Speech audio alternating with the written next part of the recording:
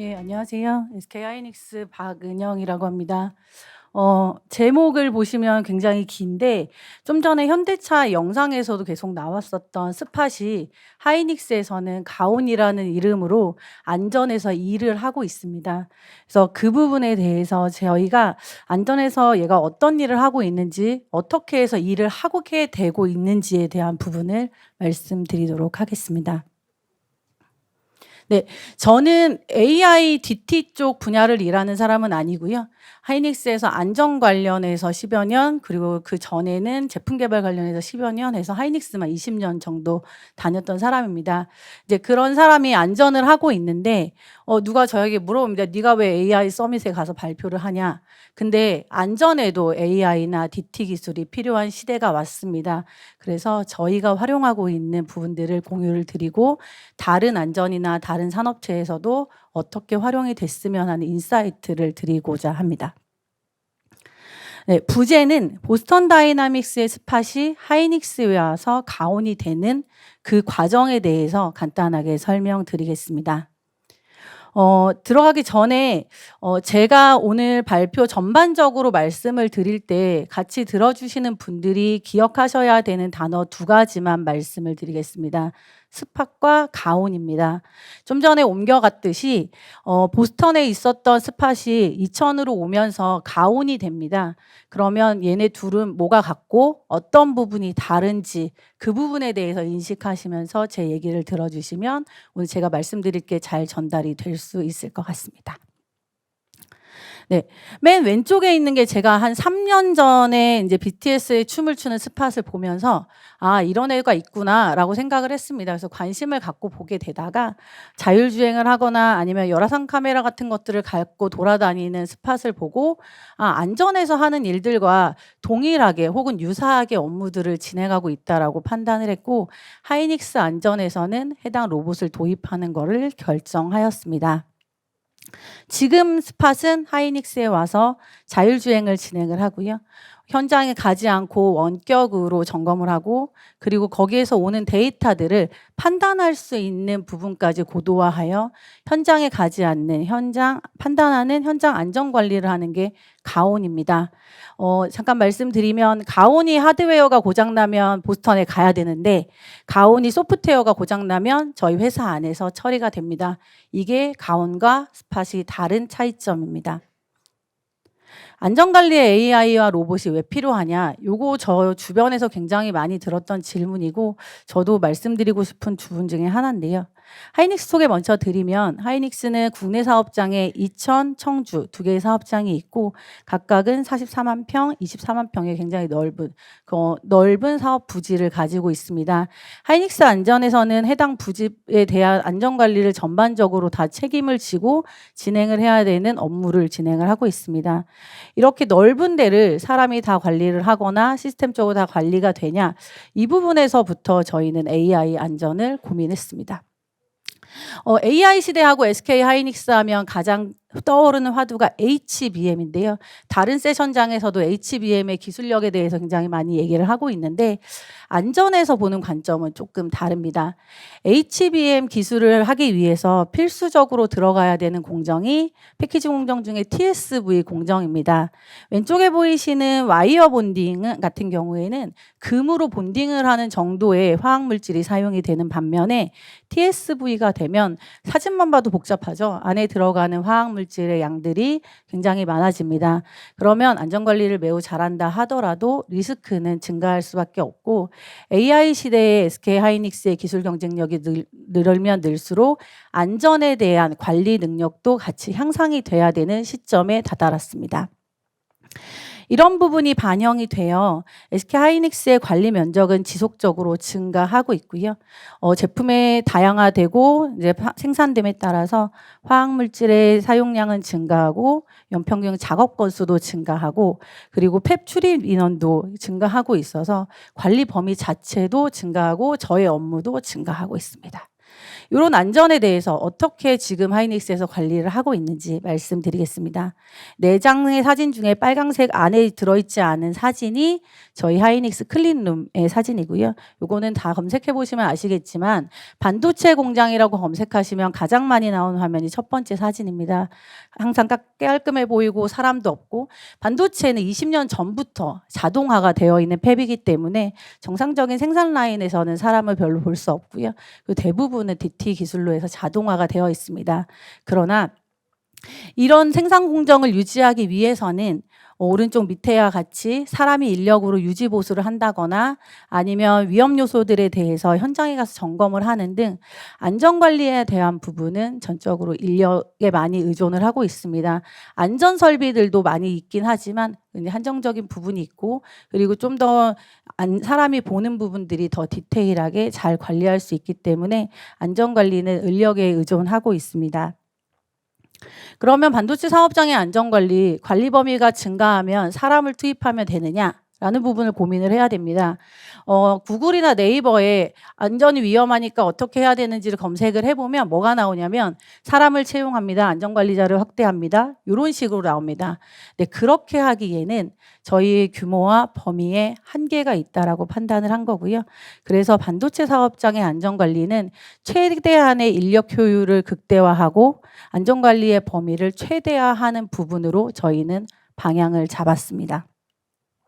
그거의 솔루션 중에 하나가 로봇과 AI를 결합한 안전입니다. 로봇 외에도 전반적으로 하이닉스에서는 세이프티 디지털 트랜스포메이션이라고 이름을 정의하고 안전에 대한 업무 방향들을 전환을 하고 있습니다. 앞에 발표에서도 DX라고 해서 디지털 트랜스포메이션이라는 용어를 계속 말씀을 주셨는데요. 그 앞에 세이프티가 붙은 약자고요. 전반적으로 이렇게 되게 되면 인력 효율의 극대화, 예측의 극대화를 할 수 있게끔 생각을 하는데, 이 중에서 오늘 소개드릴 부분은 로봇 분야입니다. 왜 사족보행 로봇이냐? 저희가 처음에 사족보행 로봇을 데리고 왔을 때 진짜 그냥 보여주기식으로 끝나는 거 아니냐, 이런 의문을 되게 많이 받았습니다. 그리고 왜 사족보행 로봇이냐, 이 질문도 많이 받았습니다. 무인 페트롤을 저희는 추진합니다. 계속 말씀드리지만 인력의 효율화를 위해서는 사람이 현장에 가지 않는 방향이 최선이라고 생각하고 있기 때문에 무인 페트롤을 추진을 하고 있는데요. 사족보행 로봇 같은 경우가 이동성, 뭔가 걸리적거리는 게 있더라도 잘 이동할 수 있는 부분이 있고, 자율주행에 대해서 검증이 됐느냐, 이런 부분이랑, 그리고 저희 회사에서 활용하고 싶은 데이터를 써야 되면 로봇에서 데이터가 제대로 와야 됩니다. 그래서 그 회사와 저희 회사의 데이터 호환성이 보장이 되느냐, 그리고 마지막으로 그냥 로봇이 가서 이동하는 것 자체만 가지고는 페트롤이라고 정의할 수는 없습니다. 그 위에 센서들도 올라가고 다른 카메라들도 올라가는데 우리가 원하는 만큼의 페이로드를 실어줄 수 있느냐, 그 부분이 다 저희가 검토를 해봤고 지금 사용하고 있는 사족보행 로봇이 가장 적합하다라고 판단을 했습니다. 지금 스팟에 달려있는 페이로드들입니다. 다른 것들도 있겠지만 하이닉스 안전에서 가장 많이 사용하고 있는 항목들이라고 보시면 되고요. 얘네를 가지고 지금 저희가 뭐를 하느냐, 일단 24시간 무인 자율주행 페트롤을 돕니다. 오른쪽 게 실질적으로 로봇이 보는 화면이고요. 3만 평의 에어리어를 하루에 한 번 정도 돌 수 있게끔 자율주행 24시간 돌고 있습니다. 그리고 두 번째는 가지고 있는 리크 센서를 가지고 현장 점검을 하는데, 사람이 가지 않고 지금 제가 여기서 컴퓨터로 그 구간을 보게 되면 거기에 리크가 있는지 없는지를 판단할 수 있게끔 원격으로 안전관리 가능한 부분으로 활용하고 있습니다. 지금까지 말씀드렸던 부분은 스팟이 갖고 있었던 기능들에 대한 사항이고요. 그 기능만 가지고는 하이닉스의 확장성을 보장할 수는 없습니다. 그래서 저희가 스팟에 AI 기능을 엎어서 가온을 만듭니다. 여기서 하나 말씀드리고 싶은 건 현장의 안전관리는 답이 정해져 있지 않습니다. 그래서 사람이 가서 보는 게 가장 정확하게 판단을 할 수 있는데, 그래서 예전에 쓰셨던 학습에 대한 부분이나 답을 정해놓고 하는 이제 검증하는 방식은 적정하지 않았습니다. 그래서 안전에서 공간에 대한 점검을 할 때 정의를 내린 부분은 어제가 안전하다라고 판단하는 레퍼런스가 있으면 어제와 같았을 때 그리고 오늘도 안전하다라는 AI의 가정을 놓고 저희는 개발을 진행을 했습니다. 그래서 하이닉스의 스팟에 어제가 안전하면 오늘도 안전하다라는 AI 알고리즘을 접목시킨 게 가온입니다. 어떤 기능들이 있느냐 그리고 어떤 기능을 활용하고 싶었느냐를 설명드리겠습니다. 스팟에서 제공하는 기술 중에 저희가 가장 활용하고 싶었던 기술 두 가지입니다. 하나는 한정된 열화상 측정 정보이고요. 두 번째는 캠 정보 활용 저조인데 이게 무슨 말이냐 하면 왼쪽 같은 경우에는 네. 왼쪽에 보이시는 것 같은 경우에는 한 화면 전체에서 가장 맥스 템프를 찍게 되면 그거의 열화상을 확인을 하게 됩니다. 근데 저 공간에서 항상 맥스인 곳은 그냥 맥스가 정상인 건데 그 외적인 부분들의 온도가 올라가는 것들을 디텍팅을 해야 실질적인 안전 관리가 가능합니다. 그래서 그런 부분들은 스팟에서 제공해주는 기술은 아니었기 때문에 그 부분의 확장이 필요했고요. 두 번째는 그 스팟이 찍어주는 캠이 굉장히 고화질인데 이 캠 같은 경우에는 아까 원격으로 보는 부분의 화면을 땡기거나 아니면 왼쪽과 같이 열화상을 봤을 때 얘가 어떤 범위인지를 확인하는 수준 정도까지만 활용이 가능했고 어떻게 보면 사람이 눈으로 보는 것보다 저장도 할 수 있고 잘 볼 수 있을 것 같은데 그거에 대한 활용 기능은 없었습니다. 그래서 이 두 가지에 대한 저희가 알고리즘 기능을 개발을 했고 이 부분을 말씀드리겠습니다. 첫 번째는 온도 변경점 인지 알고리즘입니다. 아까 좀 전에도 잠깐 말씀을 드렸지만 이 공간 안에서 항상 맥스인 곳이 정해져 있습니다. 그렇게 되면 안전관리를 이거 처음에 신기해하고 그다음에 안 사용하게 됩니다. 왜냐하면 저희가 관심이 있는 건 이 부분이 아니라 이 위쪽 부분의 온도들이 어떻게 관리되고 있는지를 보고 싶은 것이기 때문입니다. 그래서 저희가 고민을 해서 저희 내부에 있는 DT 조직과 함께 다음과 같은 알고리즘을 개발을 했습니다. 전체 보이는 화면을 이 20개의 격자로 나누고 이 20개의 격자 안에 또 누락이 될 수 있는 포인트들이 있기 때문에 12포인트를 나눈 다음에 각각 세부 구획한 된 부분에서의 템프 온도 값을 가지고 와서 변화량을 관리하게 되고요. 관리하는 로직은 저희가 지금 SPC라고 해서 통계적 공정관리 기법, 웨이퍼에서 초기 관리하는 부분의 아이디어를 가지고 와서 이 부분을 정리를 했습니다. 그래서 알고리즘을 간단하게 말씀을 드리면 아까 나눠진 구간 안에서 최적화된 구간 안에서 맥스랑 민의 변화를 보고요. 이 구간의 온도 변화를 확인한 다음에 추세를 기록을 하고 해당 내용이 얼마만큼 올라갔는지를 확인하면서 이상 온도를 파악합니다. 해당 아이디어는 앞에서도 말씀드렸듯이 통계적 공정한 관리 저희 웨이퍼에서 초기 관리하는 부분에 있어서 사용하고 있는 규칙을 가지고 와서 열화상 이미지에 적용을 했고요. 이 해당한 기준 온도에 평균치가 측정값의 평균치가 3시그마 이상일 때 이상 온도로 정의하고 있습니다. 여기서의 키는 요거입니다. 이거 보이시는 것 같이 아까 처음에 지금 보이는 화면을 20개로 나눴고 이 스팟이 관절이 있기 때문에 찍는 부위에 따라 그리고 조명에 따라서 경계면이 나눠지게 됩니다. 그 경계면에 대한 보정을 위해서 중간에 12개의 포인트를 더 나눠서 해당 구간에 대한 온도 트렌드를 관리를 하고 있고요. 온도 트렌드를 가지고 전체적으로 변화폭이 있을 때 표현이 되게 되고 얘는 저희한테 모바일이나 메일이나 아니면 사내 메신저로 알람을 주게끔 되어 있어서 저희는 실시간으로 알람 온도 감지를 할 수 있게끔 스팟의 기능을 개선할 수 있었습니다. 그래서 지금 결과물로 보시면 기존에 요 사진에서 보셨을 때 저희가 스팟만 가지고 봤을 때에는 요 밑에가 맥스 값인데요. 요 값은 그냥 항상 뜨겁기 때문에 아무도 여기가 뜨거운 거에 대해서 문제가 되지 않습니다. 그렇지만 배관이나 이런 부분들의 온도 상승이 있는 부분, 여기도 요 밑에 아니라 위에 있는 부분에 온도 변화가 있는 부분, 이런 것들까지 감지할 수 있음으로써 기존의 스팟에서 제공했었던 기능적 한계를 극복할 수 있었습니다. 두 번째 사항입니다. 요거는 제가 데이터가 아까워서 시작한 거라고 보시면 됩니다. 사람이 눈으로 보는 점검을 로봇이 했으면 좋겠다라고 생각했습니다. 지금 스팟이 앞에서 말씀드릴 때 하루에 3만 평을 돈다고 말씀을 드렸는데요. 포인트당 보면 하루에 4번의 점검을 진행을 합니다. 연간 데이터로 봤을 때 14,000여 회 정도 그 포인트를 가서 보는데 그 포인트를 볼 때 거기에서 육안으로 점검한 효과랑 동일하게 나면 사람이 가지 않아도 된다라고 판단을 했습니다. 그래서 요거를 활용하기 위해서 하이닉스에서는 아까도 말씀드렸던 내재화된 기술로 어제와 동일했을 때에는 노말, 어제와 다르면 어브노말하게 비교를 통한 육안으로 점검하는 기술을 대체하는 기능을 개발했습니다. 유감 점검 대체 기능은 다음과 같은 컨셉으로 운영이 됩니다. 가온이 현장에 가서 보고 이 정보를 제공을 했을 때 아까 말씀드렸던 것처럼 노말인 경우에는 다음 날과 비교하기 위해서 스토리지 데이터로 쌓이고요. 어브노말인 경우에는 저희한테 알람을 주고 있습니다. 근데 요거 관련해서 저희가 개발을 할 때 허들이 있었습니다. 누구나 개발자분들께서는 예상하실 수 있었을 텐데 일단은 사족보행 로봇은 관절이 있기 때문에 동일한 포인트에 갖다 놓는다 하더라도 사진이 완전 똑같을 수는 없습니다. 그리고 저희 사업장 같은 경우에는 각각의 공간이 상당히 다르게 구성이 되어 있고 워스트한 케이스 같은 경우에는 이 뒤에 선들과 배관들과 섞여 있어서 이런 부분들은 조도나 화각의 차이가 굉장히 많이 났습니다.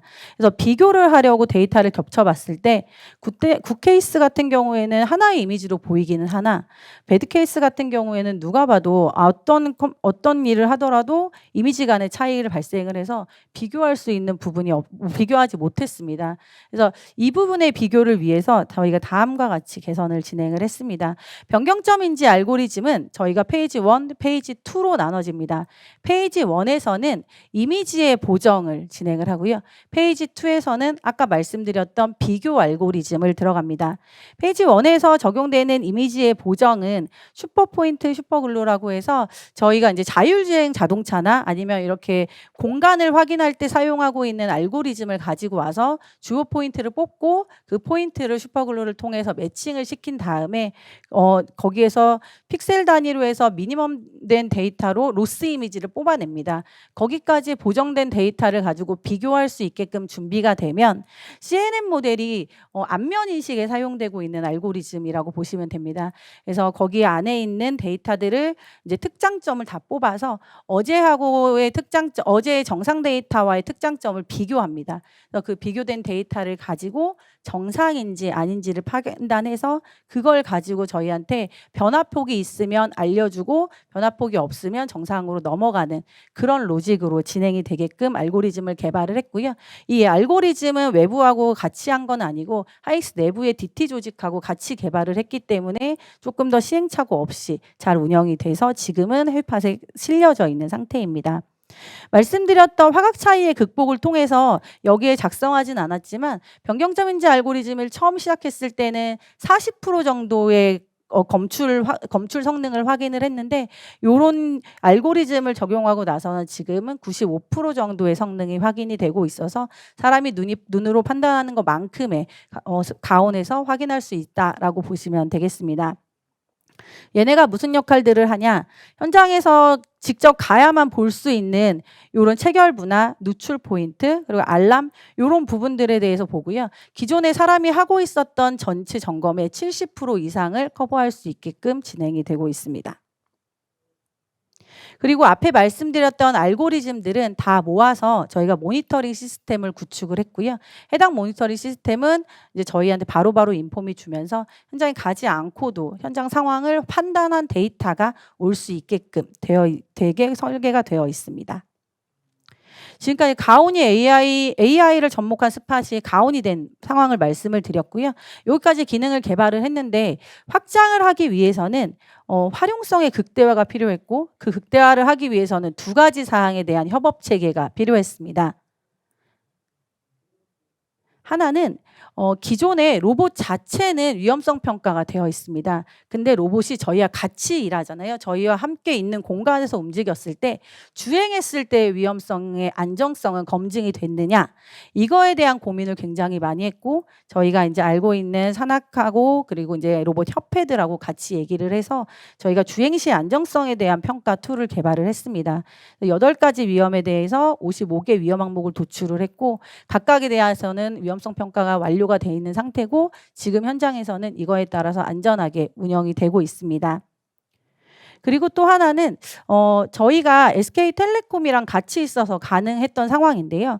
원래 처음에 스팟은 와이파이만 됐습니다. 근데 저희 회사에서는 와이파이가 되는 공장이 많지 않습니다. 그러면 스팟 하나 돌리자고 와이파이를 다 설치하면 그게 배보다 배꼽이 큰 상황이 되고, 그리고 그게 더 얘가 돌아다닐 수 있는 가치가 있냐에 대한 판단이 되기 때문에 저희는 LTE 버전으로 돌리기 위해서 보선 다이나믹스와 SK텔레콤이랑 같이 협업을 진행을 했습니다. 그래서 스팟 처음 버전에는 와이파이만 있는데요. 지금 나오고 있는 애는 LTE 버전이 있고, 그리고 SKT하고 협업을 해서 로봇형 LTE 유심을 처음으로 저희가 인증을 받아서 하이닉스에서 돌아다니고 있는 로봇은 통신에 상관없이 언제 어디서든 돌아다닐 수 있게 지금 구현이 돼 있고 확장성을 확보했습니다. 그래서 앞에 보여드렸던 로봇, 알고리즘, 그리고 확장성 협업, 요걸 다 포함해서 하이닉스는 다음과 같이 업무를 하고자 합니다.